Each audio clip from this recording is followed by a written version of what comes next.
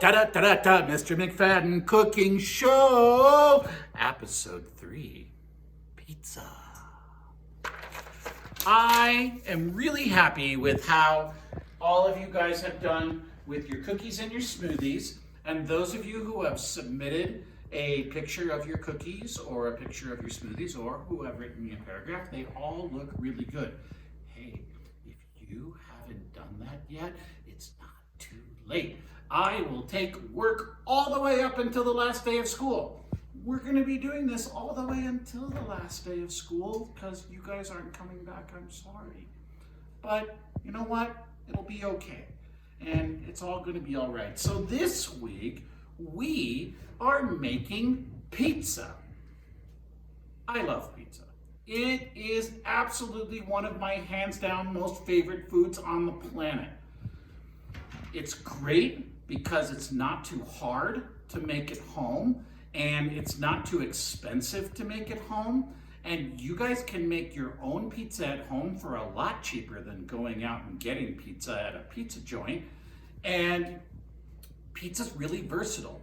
You can put pretty much any topping you want on a pizza. Any kind of meat, any kind of vegetable. You can have cheese or no cheese. You can do red sauce, or you can do a white sauce, or you can just do a garlic sauce. You can do pizza in so many different ways. It's completely versatile. Now, our pizza that we're doing today is just going to be a pepperoni pizza. That's all I'm doing here for you. But as I said, you can do any kind of thing. Now, something I want you all to be aware of. If you put meat on a pizza, it needs to be cooked before you put it on the pizza. For example, if you want chicken on your pizza, if you're gonna do like chicken and artichokes or chicken, bacon, ranch pizza or something like that, the chicken needs to be thoroughly cooked before you put it on the pizza. Do not put raw meat on your pizza. It will not cook in the oven if it's raw when it goes in. So like we're gonna be using pepperoni, they're pre-cooked. You can eat these right out of the bag and they're not gonna hurt you. If you're putting sausage or beef or chicken or anything else, you just need to make sure that you cook those meats ahead of time. Vegetables, you don't have to cook ahead of time. You can put vegetables raw on the pizza and they will be fine. They will cook a little bit in the oven and they will get tender, but meat needs to be cooked ahead of time. So just please keep that in mind. Okay, we're doing this pizza from scratch all the way from the very beginning. So we're making the pizza dough from scratch and then we're gonna stretch the pizza and we're gonna make the pizza like all the way from scratch. Okay, if you are making your pizza from scratch, there are a few things that you need to keep in mind. One, I am using a stand mixer again. And the piece that I'm using on the stand mixer is going to be the dough hook. It looks like this. You use this to make any kind of bread in one of these stand mixers, and this will bring the dough all together. If you don't have a stand mixer at home, you can make this pizza dough by hand. You just do it in a bowl, you put all the ingredients into the bowl, bring it together with a spatula or a wooden spoon. When it starts to become a ball, you're gonna turn it out on the table and you have to knead that by hand, which means that you fold it and press it and fold it and press it and fold it and press it. About 15 or 20 minutes of folding and pressing in order to get that dough to come together and look smooth, as opposed to, 2.5 or 3 minutes in this stand mixer. That's why I'm using the stand mixer. So let's just get right to it. Making pizza dough is really not that hard. I have put the pizza dough recipe up on Google Classroom so you can get it. So first, we're going to do 3 cups of flour into our mixer. And remember about our measuring, that we level it off so that it's nice and level. 1 cup.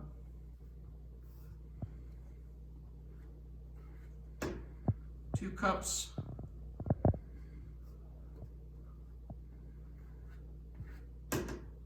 3 cups. This will make 1 large pizza. So 3 cups of flour is good. Okay, now yeast.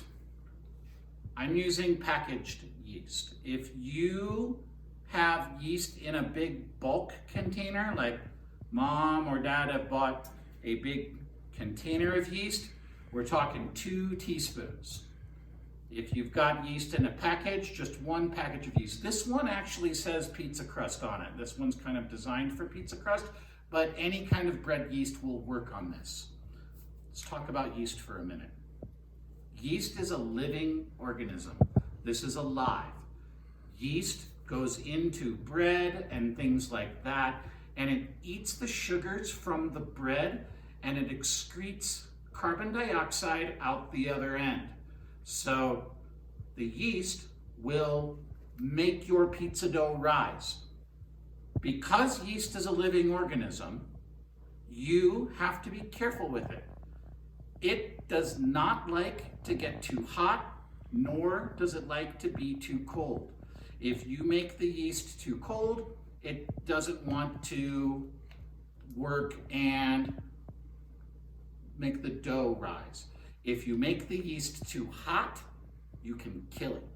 So you don't want to put, when we go to put the water in this, we don't want to use boiling hot water. We want to use just kind of warm room temperature water, or just, warm, like maybe bath temperature water, right? Something that is comfortable to you is comfortable to yeast, and they will like it just fine. All right, so because I'm using this package, I'm gonna cut it open and dump my yeast in here.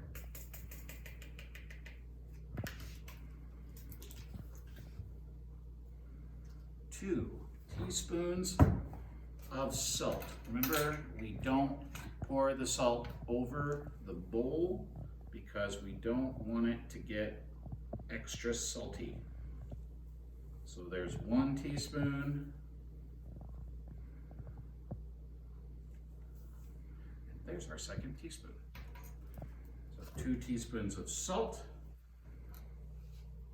2 tablespoons of olive oil. Olive oil makes your pizza taste better. If you don't have olive oil, vegetable oil will work, but olive oil makes your pizza taste better. So I recommend olive oil if you have it.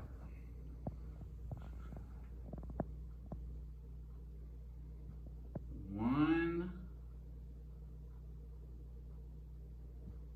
2. Don't get teaspoons and tablespoons mixed up, right? Tablespoon's the bigger one, teaspoon is the smaller one. So don't get them mixed up.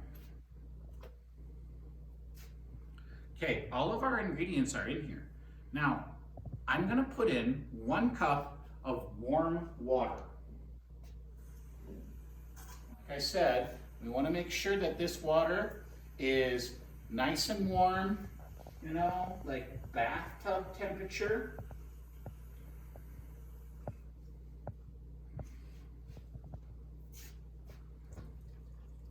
There's my 1 cup of warm water. I'm gonna get just a little bit more water for this container, because as this starts to come together, we may need to add a little more water to get it to come completely together. When I'm putting more water in here, I'm only putting about this much into the thing, and I'm not gonna pour this in until I get this going. So on my dough hook goes, I put this down into my KitchenAid. Patrick, can you bring this over and get a shot of this coming together? Now, I'm gonna let this run for 2 minutes before I do anything to it. Speed speed 2 on the KitchenAid. You don't want it to go too hard and you don't want it to be too fast, but you can see that it's coming together.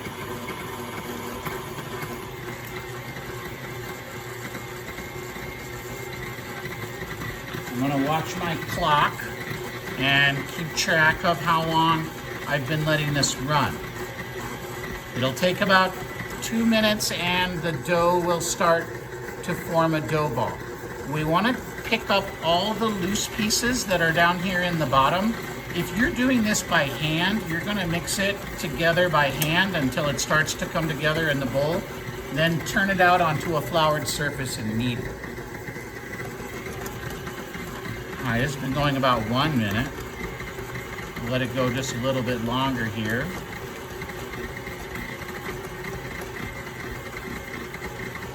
These stand mixers are so nice for doing this kind of stuff. It's a lot more work bringing it together by hand.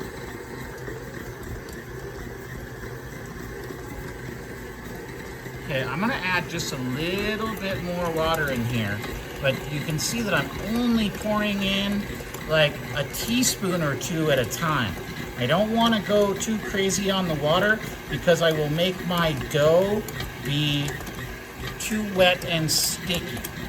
If you do put too much liquid in and your dough does get too wet and sticky, you can always throw just a little bit more flour in. But again, we're talking teaspoons, not giant amounts, right? Small amounts of liquid, small amounts of flour if you've done it that way. All right, well, this is all coming together. I maybe have thrown just a little too much water in there, so I'm going to put just a little pinch of flour.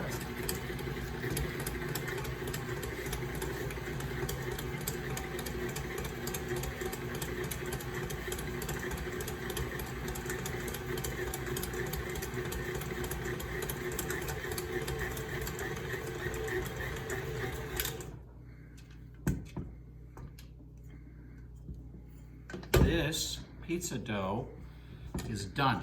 If you're kneading this by hand, this is the consistency that we're looking for. We want it to be kind of smooth. We don't want it to be sticky, and we want it to be sort of smooth and silky. Okay, now this pizza dough needs to rise, and it needs, if you're gonna leave it out, if you're gonna cook it that night, you can make this around lunchtime and it'll be ready to go by dinner. It needs about 1 hour to 2 hours, depending on how active your yeast is. You can put this into a bowl and put a little bit of oil into the bowl and then just cover it with a tea towel like I did here, and the pizza dough will rise. You also, if you were doing this here at school, we would be putting this into a Ziploc bag with a little spray of oil in there, and then I put it into the refrigerator overnight and I pull it out in the morning and let it finish proofing in the morning. Pizza dough will keep for a day or 2 in your fridge. I wouldn't want to have it go too much longer than that before you actually make it, but this is what it will look like when the pizza dough is all stretched out. Now, through the miracle of television,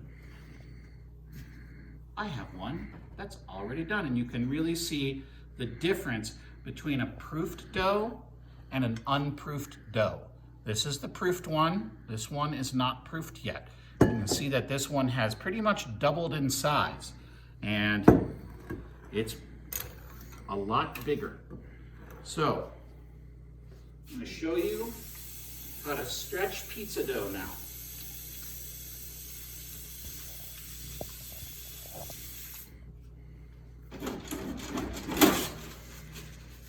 Remember to wash your hands often because it's important for your food to be clean and for you to stay healthy. So, when I go to stretch my pizza dough, I'm going to take just a little bit of flour, not too much flour. Get that water off the counter.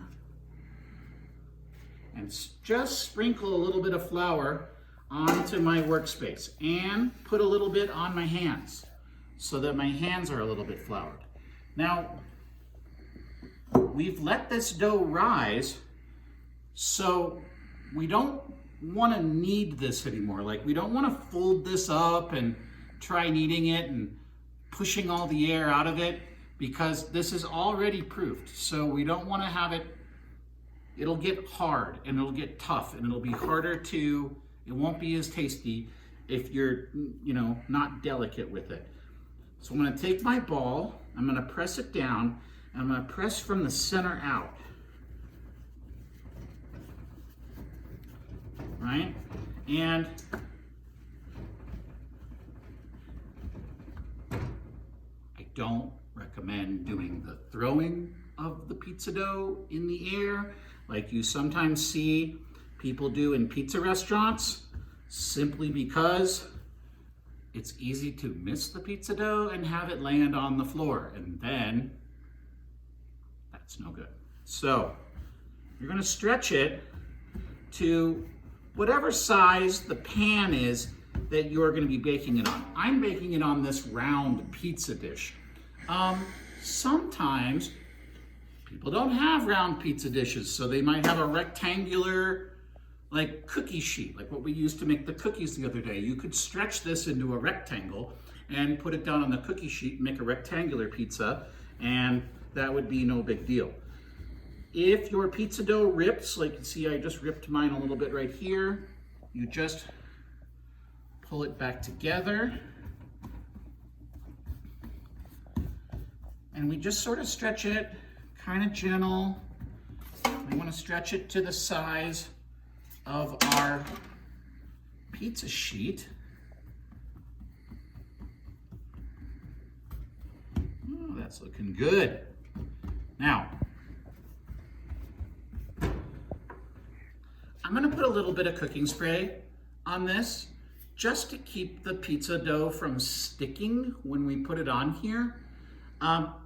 Sometimes people use cornmeal on here. I don't know if you've ever gone to a pizza restaurant and gotten a pizza, and then when you look at the bottom, like there's like little yellow granules on the bottom. That's cornmeal. Some pizza places like to use cornmeal to keep it from sticking.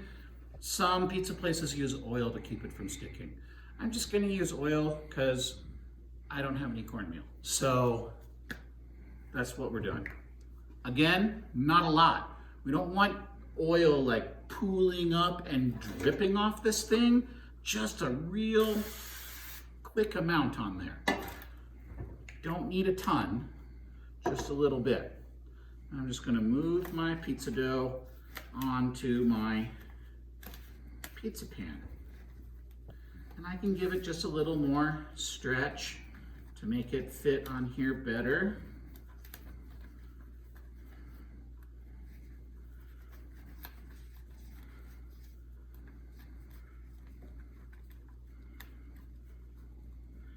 Yeah, look at that. Pretty, huh? Okay. So my pizza's on here and it's all stretched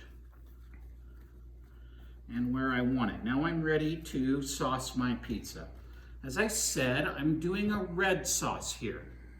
You don't necessarily have to do red sauce. If you don't like red sauce, don't use it. If you want to use a white sauce, like an Alfredo, or you want to use just like some olive oil and some garlic, you can do that. If you want to do some other things, for example, you can take this very pizza dough recipe and you can make a fruit pizza out of it. I have done that before. The way that you do that is you kind of bake the crust with nothing on it, put it in the oven, pull it out, and then let it cool, and then you can put like frosting on it and then lay fruit slices and make a fruit pizza. I did that one time with a square one for a 4th of July party. I used strawberries, blueberries, and bananas that I cut into little stars to make a flag. It took way more hours than I should have spent on it, and I don't know if I'll ever do that again. Okay, so I got Any kind of red sauce will work. Any kind of jarred red sauce or homemade red sauce will work just fine. This is just ragu pizza sauce that I bought at the store. And, you know, we're looking at about, let's start about a half a cup on there. And if you like your pizza a little more saucy, you can put more. If you like less, you can put less. And you're just gonna spread the sauce around on the dough. Don't take the sauce all the way to the edge because you wanna leave a crust. So I'm gonna put a little bit more on there. I like a saucy pie.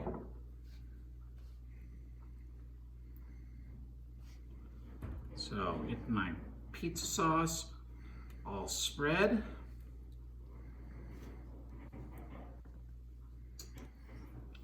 I just want it to be on here kind of even.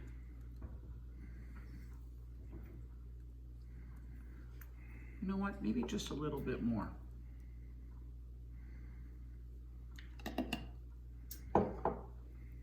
I bet I used about 3/4 of a cup of red sauce. And as I said, it could be any kind of spaghetti sauce that you like, right? Or any kind of red marinara sauce that you like. Okay.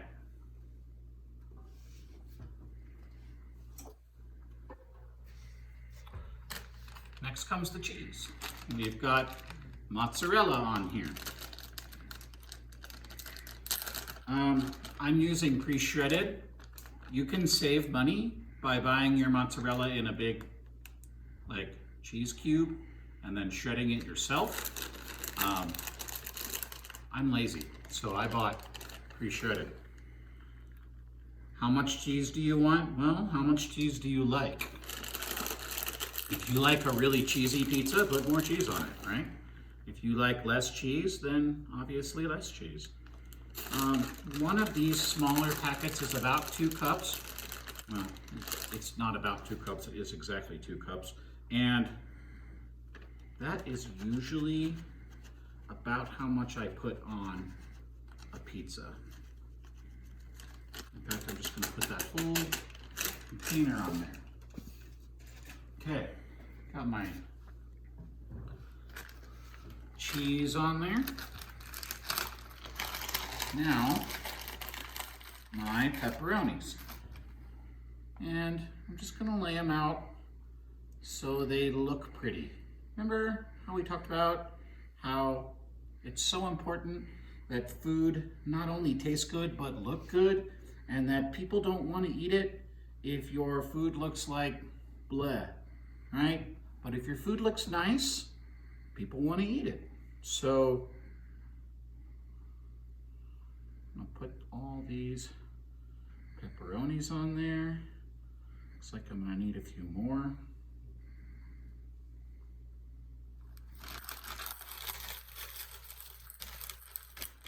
As I said, pizza is one of those great things because you can take leftovers out of the refrigerator, you can put any kind of leftover vegetables on it, any kind of, I'm gonna put a little extra pepperoni because it's gonna be me and Patrick eating it, so Patrick likes pepperoni. That's done. That's ready to go in the oven.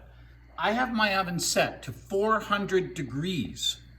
In it's gonna go, and these don't take very long, only 12 minutes.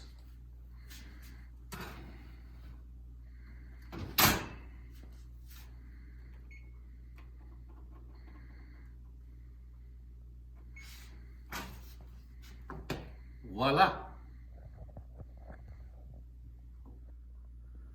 Okay, hey, we're just about done with the 12 minutes in the oven, but you know, different ovens run at different temperatures just a little bit and sometimes need maybe a little bit more or a little bit less. So let's take a look at our pizza and see what it looks like. I'm thinking that this is not quite done. We want this crust to be kind of golden brown, and it's not quite there. So I'm gonna put this back in for, let's go 2 more minutes, or let's go 3 more minutes, and see where we are at 3 more minutes. Hey, let's talk knife safety for a minute. So we're gonna be cutting the pizza up with a pizza cutter. This is what I'm using now. This is a circular knife blade. And these ones that I have here in our lab, these are pretty new and they're pretty sharp. In fact, so sharp that I had a little boy when I first bought these, and I warned him about how sharp it was, and then he still ran it over his hand like this, and then was surprised that it cut him. These are sharp. Don't run it on your skin, right? Be careful with knife blades. If you don't have one of these in your house, something like this will work just fine for cutting up the pizza, but you may want to move it onto a cutting board before you take one of these to, like, I wouldn't want to use this knife on a metal pizza sheet. It would be really bad for the knife and really bad for the pizza sheet.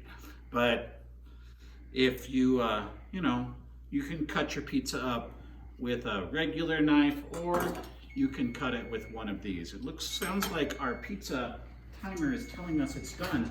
I'm opening this up.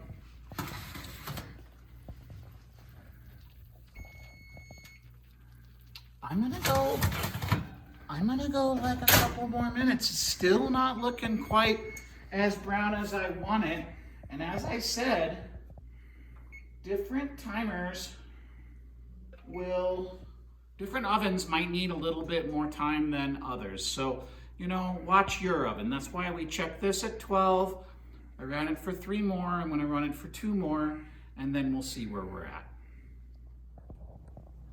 Hey, when you're pulling things out of the oven, make sure that you're using oven mitts, right? Because you don't want to go grabbing hot things. Like hot metal and hot glass look just like cold metal and cold glass, and you don't want to be grabbing something that's going to burn you. So oven mitts are what you need. Little advice about oven mitts. If your oven mitt gets wet, it is no longer any good for pulling things out of the hot oven, because a wet oven mitt will not protect you. The water will just transfer the heat straight to your skin, and you will get burned by the wet oven mitt. So please make sure that your oven mitts are dry when you go to use them.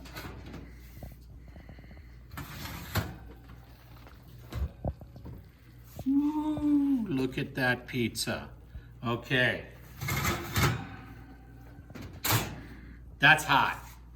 400 degrees. You do not want to go putting this in your mouth right away. You want to let this rest for several minutes before you go cutting it up and feeding it to your family. This week, if you make yourself a pizza, any kind of ingredient, any kind of pizza, I am accepting of that. You just send me a picture of your pizza.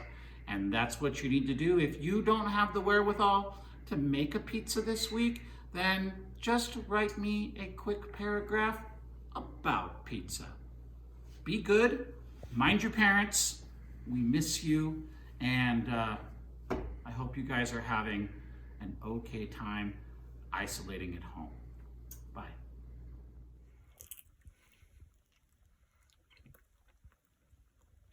It's good pizza.